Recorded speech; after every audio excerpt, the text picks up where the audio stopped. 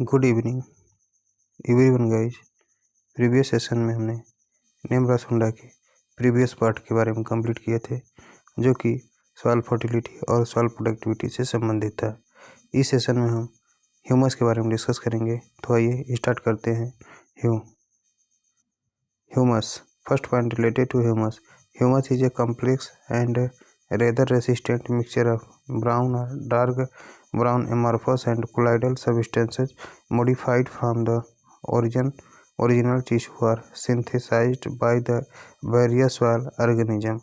यानी ह्यूमस एक प्रकार का कम्प्लेक्स होता है जो कि rather resistant mixture of brown और dark brown amorphous and colloidal substances, यानी कि जो rather resistant mixture of brown और dark brown amorphous and colloidal substances, यानी कि ह्यूमस एक प्रकार का कॉम्प्लेक्स होता है जिसमें brown and dark brown amorphous and colloidal substances का मिक्सचर हमें देखने को मिलता है।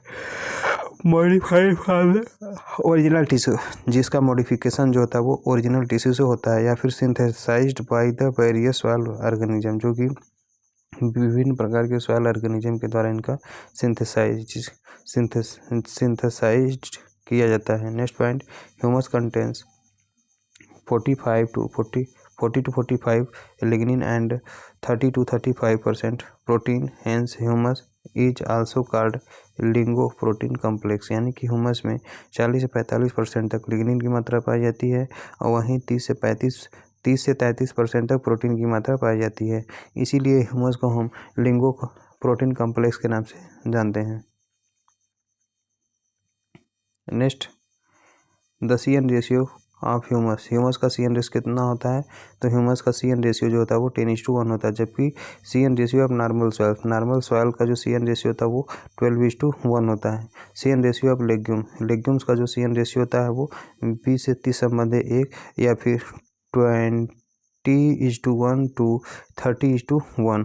CN रेशियो ऑफ FYM का CN रेशियो कितना होता है? तो ये भी आपका 20 से 30 संबंधी 1 होता है। CN ratio of micro organism का CN रेशियो कितना होता है? तो 4:1 से लेके 9:1 होता है, यानी कि माइक्रो ऑर्गेनिज्म का जो CN रेशियो होता है वो आपका 4:1 से लेके 9:1 होता है। CN ratio of crop straw, यानी कि जो फसल का भूसा होता है उसका CN रेशियो कितना होता है? तो 100 संबंधी 1 होता है। Next heading is organic matter. What do you mean organic matter? Organic matter से आप क्या समझते हैं? तो humus and organic matter contains nitrogen about 5 to 5.5%, यानी ह्यूमस हो चाहे ऑर्गेनिक मैटर हो, ह्यूमस एंड ऑर्गेनिक मैटर्स, इसमें नाइट्रोजन की जो मात्रा होती है वो 5 से लेकर 5.5% तक पाई जाती है। While in humus and organic matter carbon ranges from 50 to 58%, that gives A CN ratio of 9:1 to 12:1। यानी सीधे कहने का मतलब ये है कि ह्यूमस हो चाहे ऑर्गेनिक मैटर हो, इसमें नाइट्रोजन की मात्रा जो होती है वो 5 से 5.5% तक पाई जाती है, जबकि ह्यूमस एंड ऑर्गेनिक मैटर में जो कार्बन की मात्रा होती है वो 50 से 58% के बीच में पाई जाती है। तो इसी प्रकार इसका जो CN रेशियो बनता है, यानी इसमें जो ऑर्गेनिक मैटर एंड नाइट्रोजन का जो CN रेशियो बैठता है वो आपका ह्यूमस का जो CN रेशियो होता है 9:1 से लेके 12:1 होता है।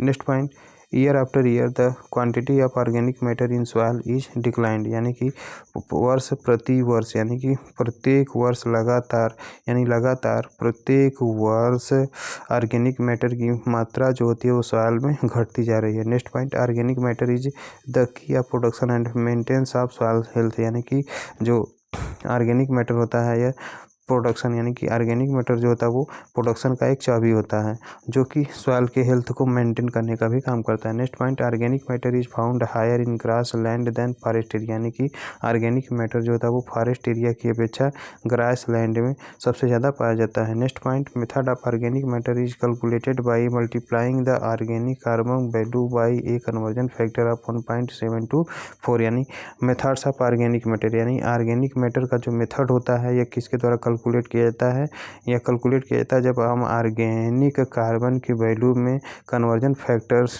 कन्वर्जन फैक्टर 1.724 से मल्टीप्लिकेशन करते हैं तो उसी से हमारा क्या निकलता है, ऑर्गेनिक मैटर।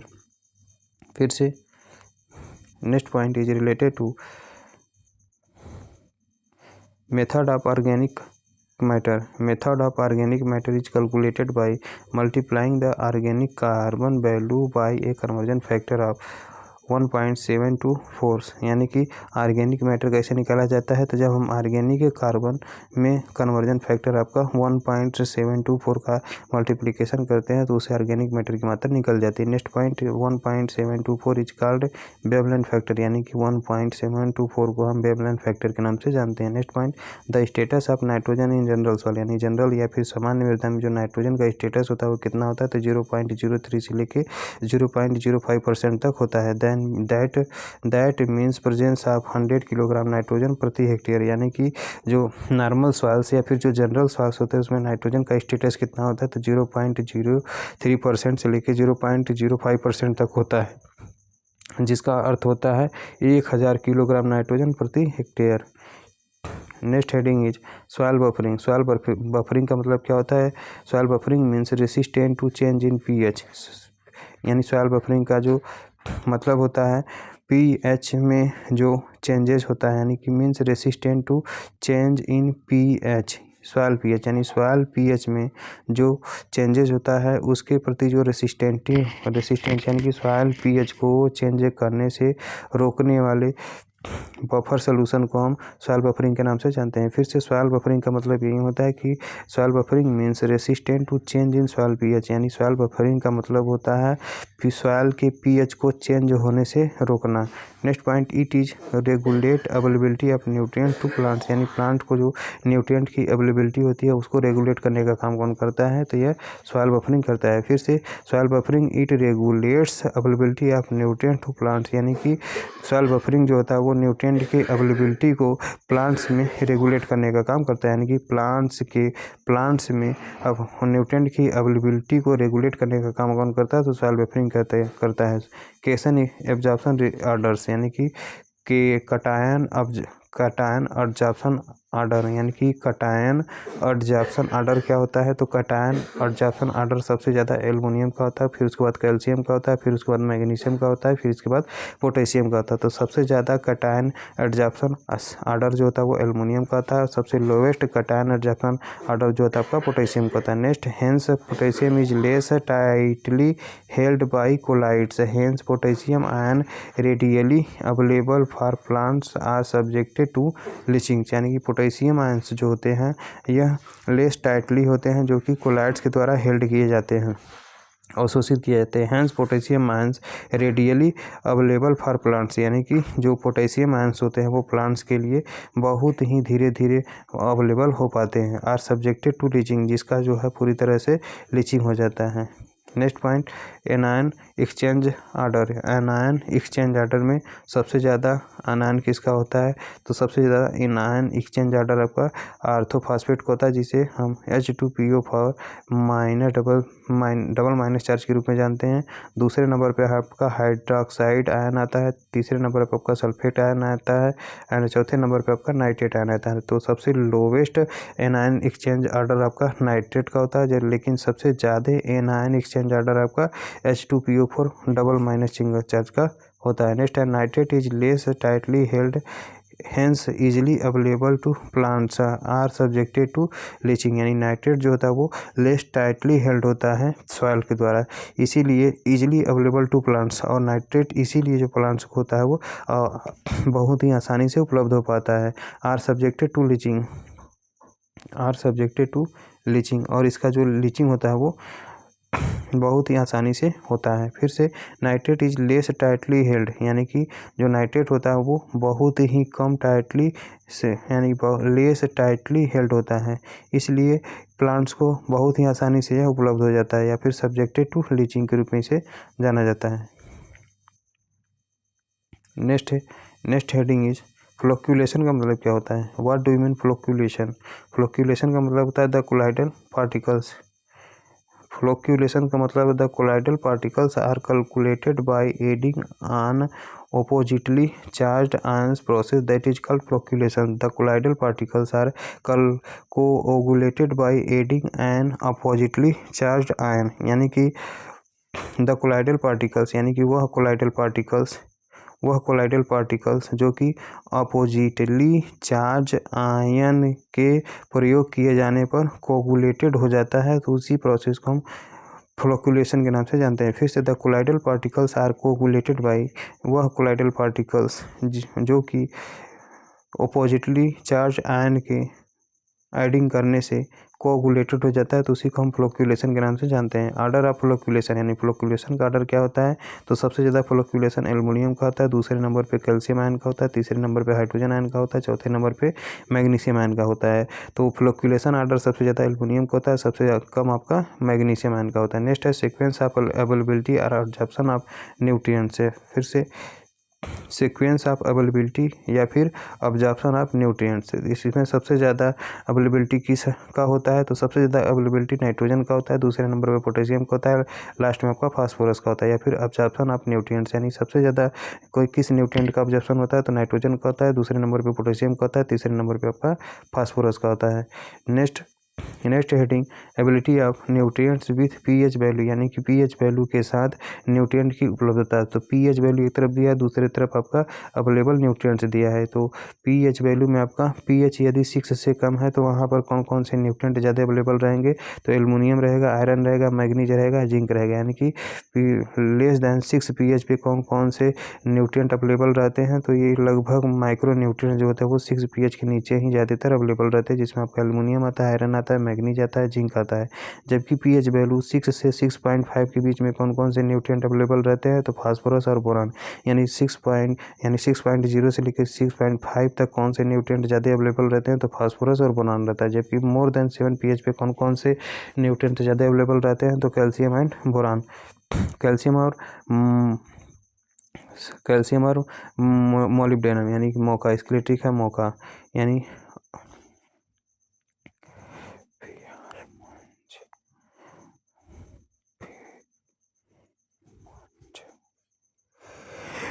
इसके लिए ट्रिक है फियाल मंजो बीपी मोको मौका, यानी एल्युमिनियम, आयरन, मैग्नीज और जिंक यह 6 लेस दैन 6 पीएच पर अवेलेबल रहते हैं, और फास्फोरस और बोरान जो होते हैं वो 6 से 6.5 पीएच पर अवेलेबल रहते हैं, जबकि कैल्शियम और मॉलिब्डेनम मोर देन 7 पीएच पर ज़्यादातर अवेलेबल रहते हैं। Next point availability of calcium and molybdenum increases with the increase in pH, यानी पीएच के बढ़ने के साथ साथ कौन से न्यूट्रिएंट्स की जो अवेलेबिलिटी होती है वो भी बढ़ जाती है। The availability of calcium and molybdenum increases with increasing in soil pH, यानी कि कैल्शियम और मॉलिब्डेनम की उपलब्धता इंक्रीज, यानी कि वह कौन कौन से न्यूट्रिएंट्स है जिसका जो कि पीएच के बढ़ने के साथ साथ उसकी अवेलेबिलिटी भी बढ़ती जाती है, यानी कि वह कौन कौन से न्यूट्रिएंट है जिसका पीएच बढ़ने के साथ साथ वह न्यूट्रिएंट की उपलब्धता भी बढ़ती जाती है, तो कैल्शियम एंड मॉलिब्डेनम है, यानी कि मॉलिब्डेनम और कैल्शियम है, यही तो दिया है मॉलिब्डेनम, यानी पीएच के बढ़ने के साथ साथ इसकी अवेलेबिलिटी भी बढ़ती जाती है। नेक्स्ट हेडिंग सॉइल एसिडिटी क्या होता है, तो सॉइल एसिडिटी दो प्रकार की होती है, एक तो आपका एक्टिव एसिडिटी होता है, दूसरा आपका एक्सचेंज एसिडिटी होती है। एक्टिव एसिडिटी का मतलब क्या होता है, as the acidity developed due to presence of hydrogen ion and aluminium ions on the same soil solution, यानी सॉइल सोल्यूशंस में हाइड्रोजन एंड एल्युमिनियम आयंस के कारण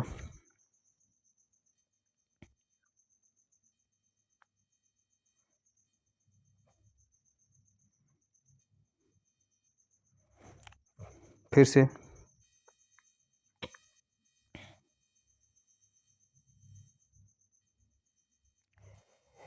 एक्टिव एसिडिटी का मतलब क्या होता है, as the acidity developed due to presence of hydrogen and aluminium ions in the soil solution, यानी सॉइल सोल्यूशंस में हाइड्रोजन और एल्युमिनियम आयंस की उपस्थिति के कारण जो एसिडिटी उत्पन्न होती है उसी को हम एक्टिव एसिडिटी के नाम से जानते हैं। फिर से सॉइल सोल्यूशंस में हाइड्रोजन आयन और एल्युमिनियम आयन की उपस्थिति के कारण जो एसिडिटी उत्पन्न होती है या फिर विकसित होती है उसी को हम एक्टिव एसिडिटी के नाम से जानते हैं। जबकि दूसरे नंबर पर आपका एक्सचेंज एसिडिटी आता है।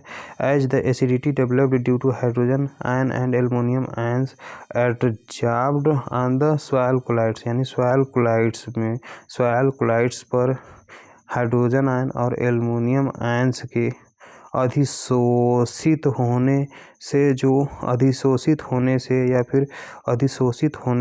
जो अम्लता विकसित होती है उसी को हम एक्सचेंज एसिडिटी के नाम से जानते हैं। फिर से as the acidity developed due to hydrogen ion and aluminium ions on the soil colloids, यानी सॉइल कोलाइड्स पर हाइड्रोजन आयन और एल्युमिनियम आयंस की उपस्थिति के कारण जो अम्लता विकसित होती है उसी को हम एक्सचेंज एसिडिटी के नाम से जानते हैं। Next point, in acidic soils concentration of iron, manganese, aluminium and hydrogen ions increases and the concentration of phosphorus, molybdenum, nitrogen, potash and sulphur decreases, यानी कि इन एसिडिक सॉइल्स यानी कि एसिडिक सॉइल्स में यानी कि अम्लीय मृदा में जो iron, manganese, aluminium and hydrogen ions का जो कंसंट्रेशन होता है वो बढ़ता है। जबकि एसिडिक सॉइल्स में फास्फोरस, मॉलिब्डेनम, नाइट्रोजन, पोटास, यानी कि नाइट्रोजन, फास्फोरस, पोटास, सल्फर और मॉलिब्डेनम की जो का कंसंट्रेशन जो होता है वो डिक्रीज होता है। नेक्स्ट सेशन में हम प्रॉब्लमेटिक ऑफ सॉइल्स के बारे में डिस्कस करेंगे। अगले सेशन में हम प्रॉब्लमेटिक सॉइल्स ऑफ इंडिया के बारे में डिस्कस करेंगे। नेक्स्ट सेशन में हम प्रॉब्लमेटिक सॉइल्स ऑफ इंडिया के बारे में डिस्कस करेंगे। Thank you everyone guys.